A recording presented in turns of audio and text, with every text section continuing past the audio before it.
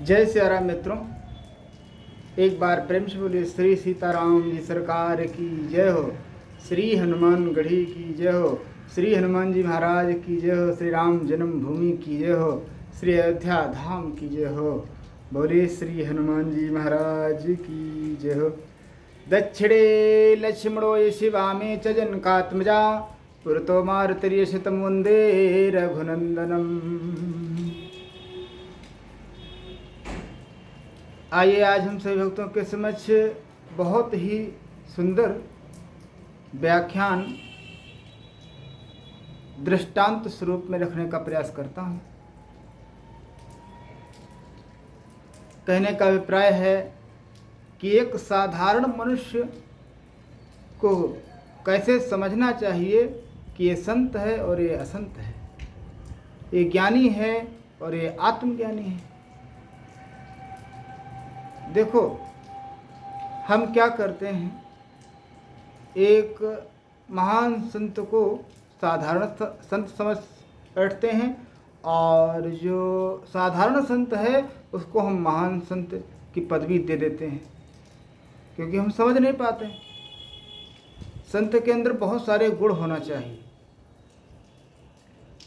आत्मज्ञानी संत तो संसार में बहुत ही बिरले हैं। तुमको कैसे पहचान करनी चाहिए? यानी ज्ञानी और आत्मज्ञानी में क्या अंतर होता है? ज्ञानी का मतलब होगा जैसे हम शास्त्र का ज्ञान प्राप्त कर लिए तो ज्ञानी कहलाए, और आत्मज्ञान का मतलब होता है जो हम आत्मज्ञान के द्वारा, तत्व ज्ञान के द्वारा अपने अंतःकरण में ही उस परम सत्ता, उस परम ईश्वर का निरंतर दर्शन किया करें। जो व्यक्ति अपने आत्मज्ञान के द्वारा अपने अंतःकरण में ही ईश्वर का दीदार करता रहता है, उसको हम आत्मज्ञानी कहते हैं। जिसके अंदर ये शक्ति होती है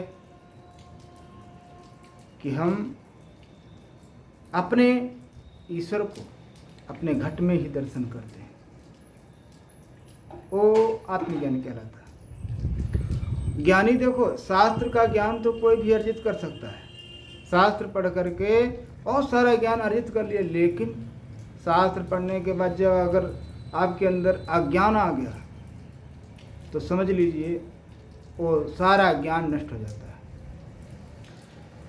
तो संत की बहुत बड़ी महिमा है। संत कभी भी अहंकार नहीं करता है, ये विशेष पहचान होती है उसकी। संत को आप अगर कटु वचन बोलेंगे फिर भी आपके ऊपर वो रुष्ट नहीं होगा, और जो शास्त्र ज्ञानी होता है अगर आप उससे कुछ बोलेंगे तो आपको प्रत्युत्तर करेगा, बोला कि अरे हम शास्त्र का ज्ञान अर्जित किए हैं, ज्ञानी हैं, आपको क्या पता। तो शास्त्र तो कोई भी पढ़ सकता है, विशेष ध्यान देना।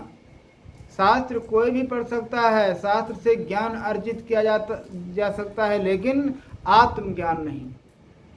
आत्मज्ञान के लिए ईश्वर से ही अनुराग करना होता है, ईश्वर की अटल भक्ति को अपने अंदर में निहित करना होता है। और उस ईश्वर की अटल भक्ति तो प्रत्येक व्यक्ति चाहता है कि हमारे अंदर हो जाए, लेकिन वो भक्ति परमात्मा की निर्मल मन से ही प्राप्त होती है। आपके अंदर अहंकार है, ईर्ष्या है, द्वेष है, दंभ है, पाखंड है, तो ईश्वर की भक्ति आप कभी नहीं प्राप्त कर सकते हैं। अगर हम कहें कि आओ हमसे शास्त्रार्थ करो, कोई महान संत से हम बोलें कि आओ हमारे प्रश्न का उत्तर दो, तो हम जाने आपको विद्वान हो आप, तो ये मूर्खता है। जो व्यक्ति ऐसा कहे आओ हमारे प्रश्न का उत्तर आप दे दो, तब हम जानेंगे आप महान संत हो, तो समझ लीजिए वो शास्त्र ज्ञान की बात करता है।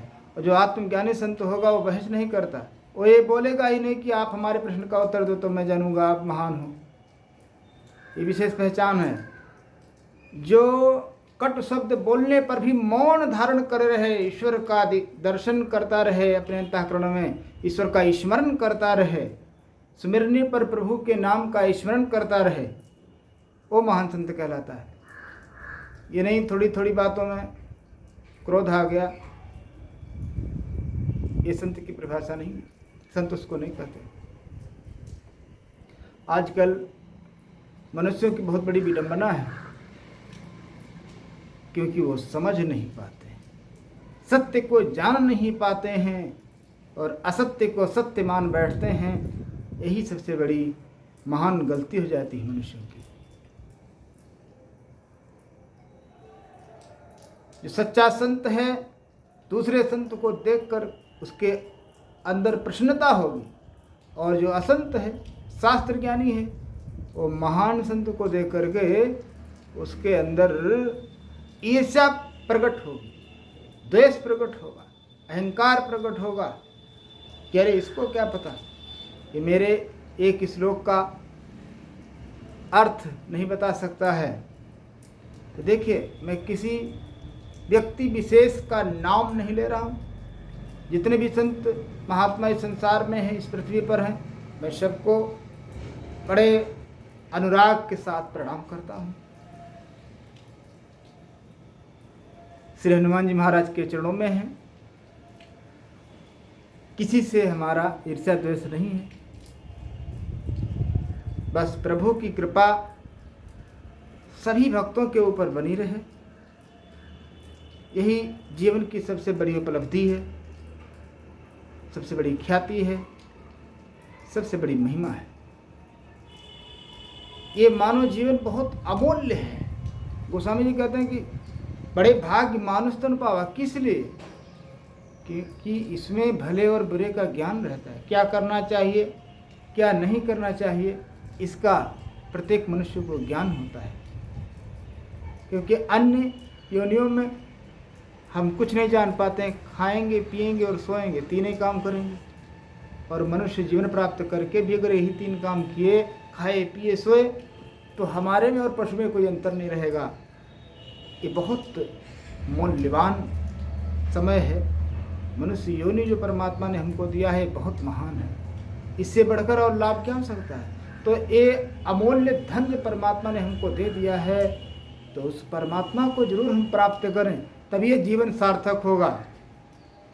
लेकिन मिले ही न रघुपति बिनु अनुरागा, जब तक आपके अंदर से प्रभु के चरणों में अनुराग नहीं होगा, तब तक परमात्मा की भक्ति आप प्राप्त नहीं कर सकते, परमात्मा को प्राप्त नहीं कर सकते। इसलिए प्रभु से निवेदन निरंतर करना चाहिए कि हे प्रभु, मेरे द्वारा मन वचन वाणी से किसी की आत्मा को कष्ट न हो, ऐसा सदैव बनाए रखना।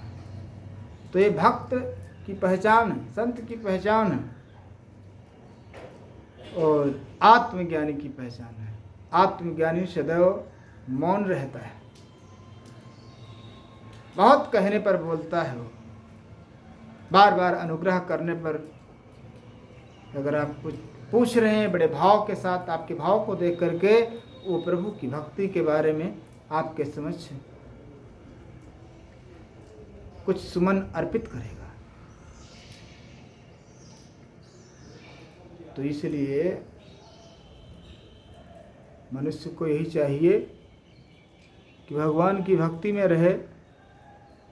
और ईर्ष्या द्वेष करने वाले तो बहुत संसार में हैं, एक दूसरे पर टिप्पणी करने वाले। थोड़ा सा ज्ञान कर लिए तो क्या हुआ, कहने लगे कि हमको तो जो है हमारे प्रश्न का कोई उत्तर दे दे तो हम जाने ज्ञानी है, वो महान है। लेकिन नहीं, ऐसा नहीं हो पाता है। प्रभु की कृपा का होना बहुत जरूरी है। प्रभु के भक्तों की पहचान बहुत सरलता से करनी पड़ती है।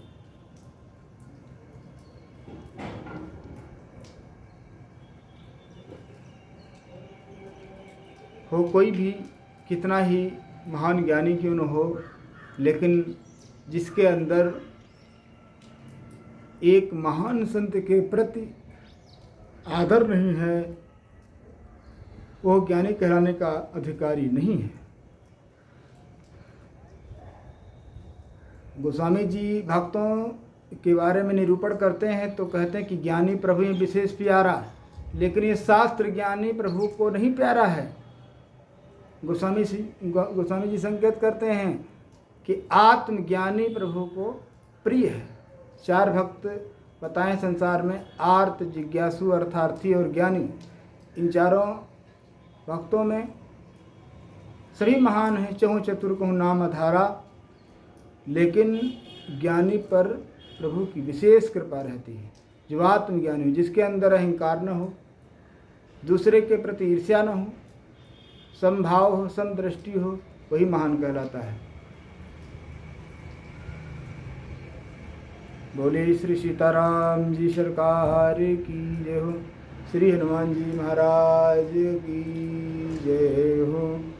श्री सीतानाथ समारंभां श्री रामानंदार्य मध्यमाम् अस्मदाचार्यपर्यन्तां वन्दे श्री गुरु परम्पराम्। बोले श्री सीताराम जी सरकार की जय हो, श्री हनुमान जी महाराज की जय हो। सही भक्त अपने अपने कमेंट में अपने भाव जरूर प्रकट करेंगे निसंकोच। बोले हर हर महादेव।